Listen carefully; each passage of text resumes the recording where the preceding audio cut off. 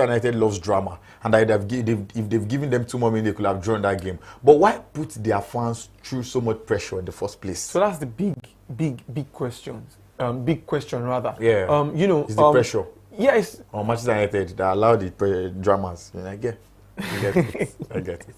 However, the people that need to answer that question, they are far away in England. However, I think if you listen to the statements from Ruben Amorim after the game, and they're saying that the team is not just ready, that they're not ready. I think that's like the very first time that is going to come out and analyze guys. He's always very honest and shielding. Yes, honest. Even in his honesty, he has never said things like that.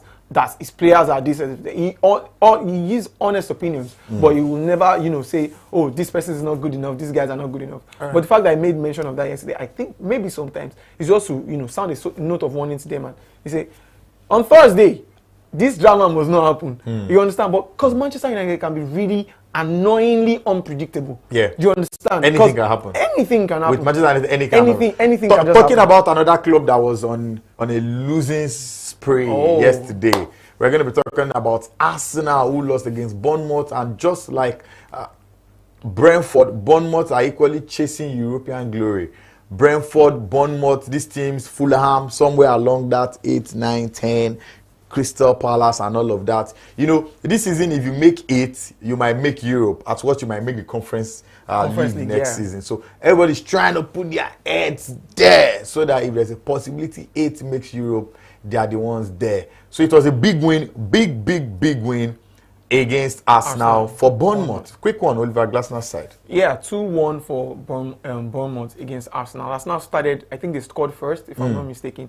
But they ended up conceding 2 goals. I think there was a controversial goal, the winning goal. But to me, I don't think there should be any... They said it was arm ball. Some people said it was body.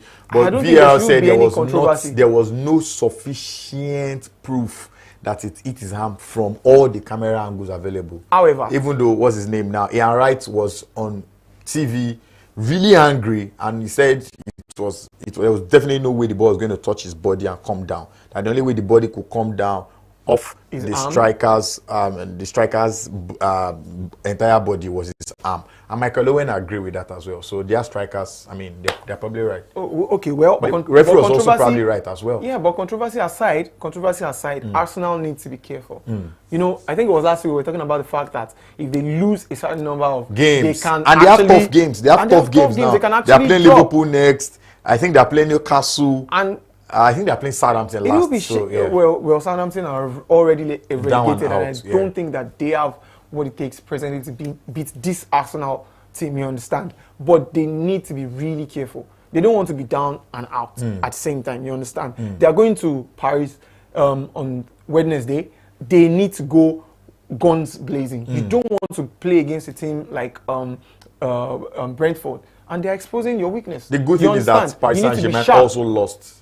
Oh, well, also lost, but they have the advantage against Arsenal. Of course. And they are not playing at the Emirates. No doubt. You understand? So the fact that they won Real Madrid at the Bernabeu doesn't mean that they can do or they will do the same. In Paris. If they, can't beat a team like this. So you need to go there in good faith, because Arteta has now given a charge to his players saying, bring the anger against PSG. Yeah. So we are waiting to see. Yeah, we are waiting to see. The anger otherwise.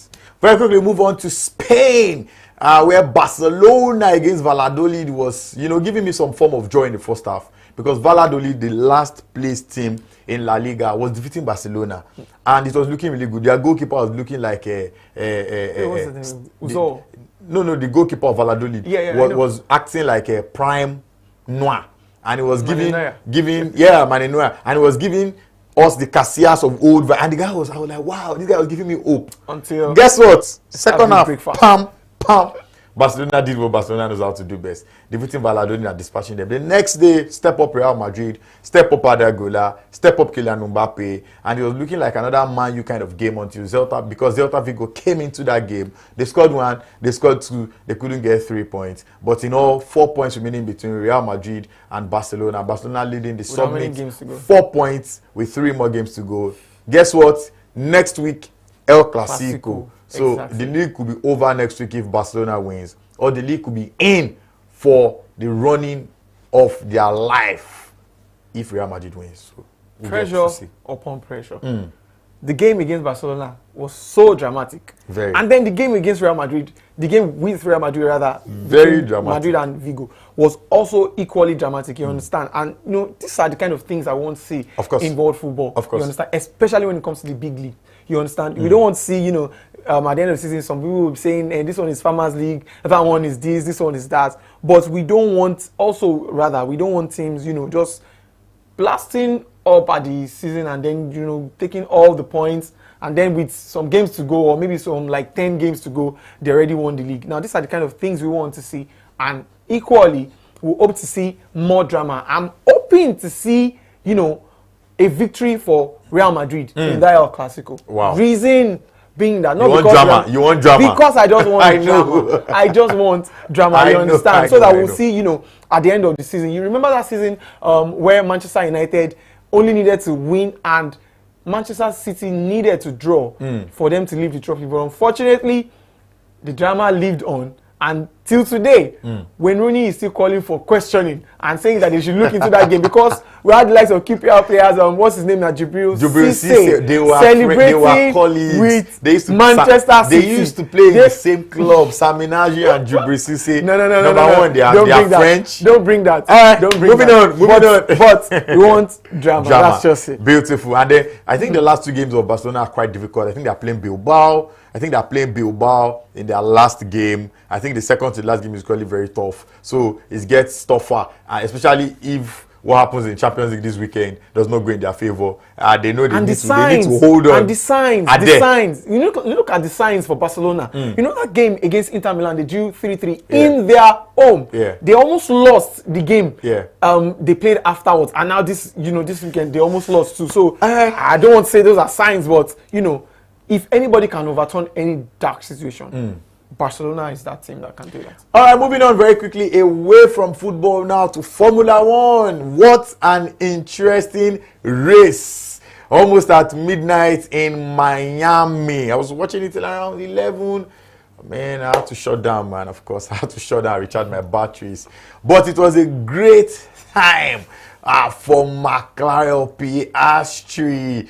I mean, what was interesting was they did a 1 and 2 himself and Lando Norris. Yeah. It was frustrating for Max Verstappen. He was very angry. He was kicked to fourth. Yeah. But, you know, it was a good one for that team. Piastri, Norris, this season so far, it has been more of Norris having fun. But his teammates, Piastri is coming to the party. The big men keep falling aside. Talking about our man, Lewis Hamilton. I mean, he ended 7th. He didn't even have a good qualifying. That was on Saturday, Friday/Saturday. And then yesterday, Sunday/Monday. It was really confusing. Himself and Leclerc. Confusion all around. But it was a good one if you consider what happened to Piastri and his colleague at Miami. I think it's their season. Perhaps I'm speaking too early. I don't know. Exactly. I think this might be a case of speaking too early. However, you know, you can never tell what ends the season.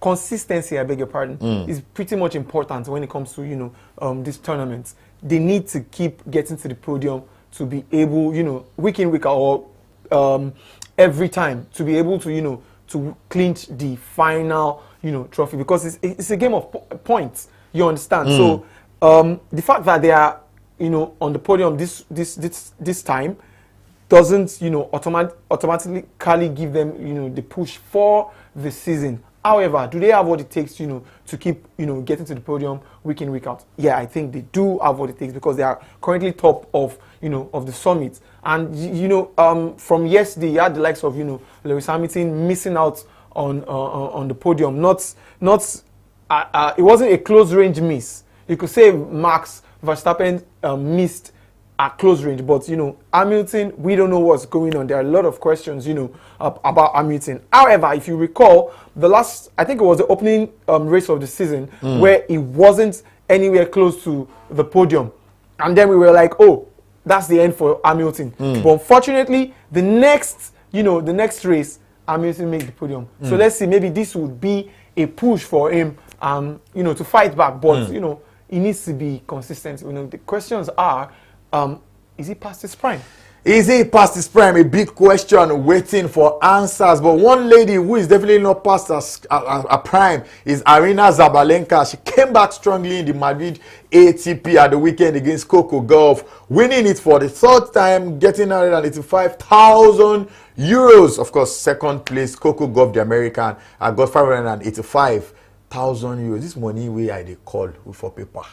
Anything, 995,000, almost €1 million for 2 weeks or so of playing tennis. But very quickly, as we leave, because I'm pretty saying it's time for us to go, the UEFA Champions League and the UEFA Conference League, and of course the UEFA Europa League are back this week. On Tuesday, we go again with Barcelona going over to Italy. They are playing against Inter Milan. And of course, on Wednesday, many people have tagged that the big one. Arsenal go over to Paris to play against Paris Saint-Germain. Very quickly, anything. Who goes through, who goes out? I think the big one is the game between Barcelona and Inter Milan. Oh, that's the big one. Okay.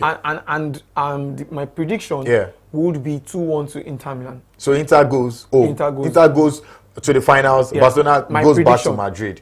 Okay, there'll be pain in Spain. Sorry, goes back to Barcelona. But you can't rule out Barcelona anyways. All right, but you picked. Yeah, you picked. We'll meet you on Monday. We picked. The next game, quickly. Arsenal, PSG. I think PSG will go through. I think everybody agrees except Arsenal fans. Yeah. Nothing for them again. Netflix, FC. That's how we end the show this day on Monday. They said there's pain in Spain for some clubs. To the office after this, Abi. Well, we are enjoying what happens to us now. I just like it a little bit when they get pained. That's how we end the show today, guys. Thank you very much for being a part of the package. Please join us same time next week, Monday, for another wonderful episode of Point Sports Extra. Very thank you to my colleague, Eniton Daramola, for being on this show with me, Segun Odwanyo. The biggest guys so far, of course, when it comes to stuff like this, are you guys, the viewers. Because like I always say, we are here because you are there. Have a fantastic week, guys. God bless you.